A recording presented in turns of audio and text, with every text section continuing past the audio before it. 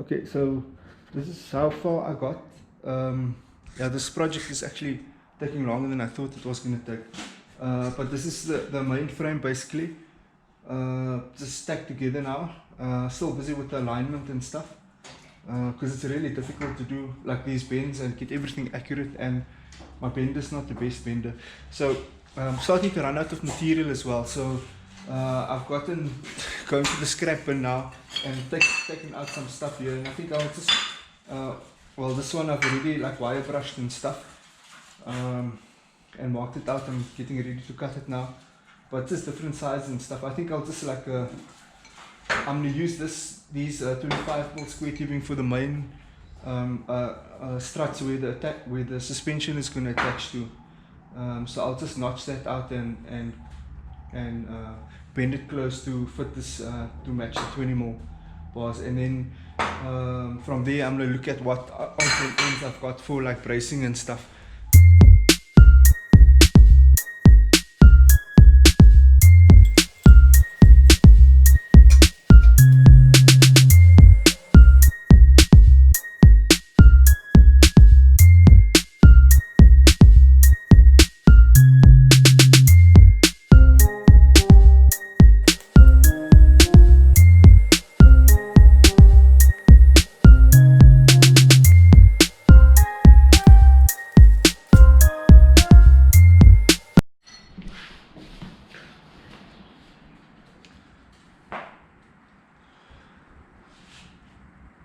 So I ran out of CO2 gas for the MIG welder.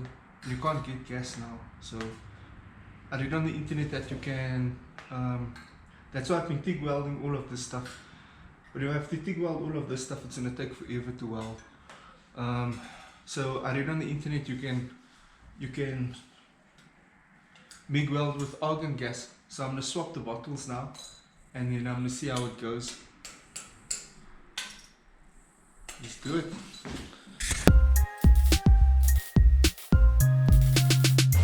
No, but it's actually welding. It's just giving a tall bead, like a tall thin bead.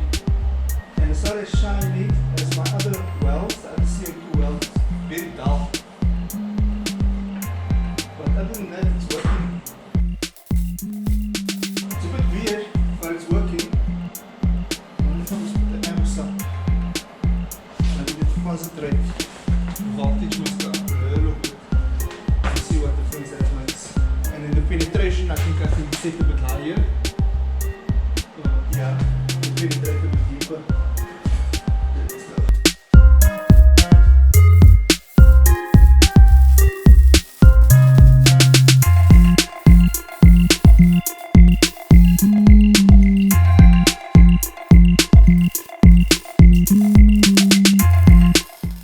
I made this the other night, like 2 nights ago, and this was the last thing I made after working the whole day. So I cut everything neatly and I made sure everything was square, and I welded it together. And then when I wanted to put it there, I saw I got these two like mixed up, and then yeah, I got angry at myself, but then I just told myself that it's a mistake, and I was just tired, and I forgave myself. So I left.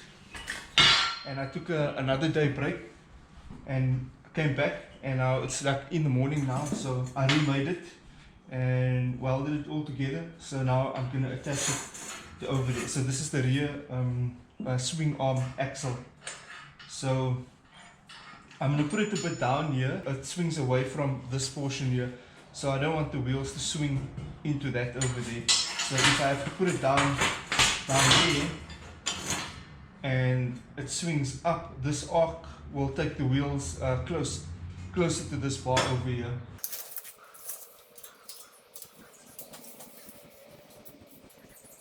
So I'm just checking that this mounting points here for the rear wheels is parallel to the mounting points for the front wheels, to make sure that it runs straight and not like skew like that. So I've got spaces in between there. I'm ready to weld this now.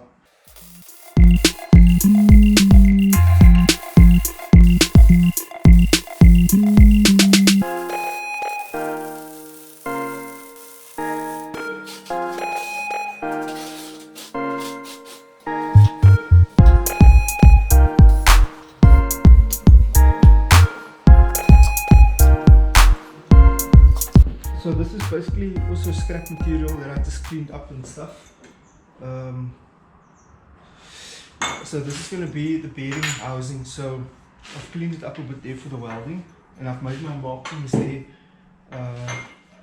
That's basically the landing for the bearing. So this has to go over to that side. So to stop the bearing from moving around, we need something on the inside there to stop the bearing. So these were just like the cutouts that came out of these over here. So I'm just gonna clean that up a bit, and then I'm gonna put it inside over there. Obviously it's just like set back like 12 millimeters, because that's the width of the bearing. And then also I'm using what I have. So this is obviously too big.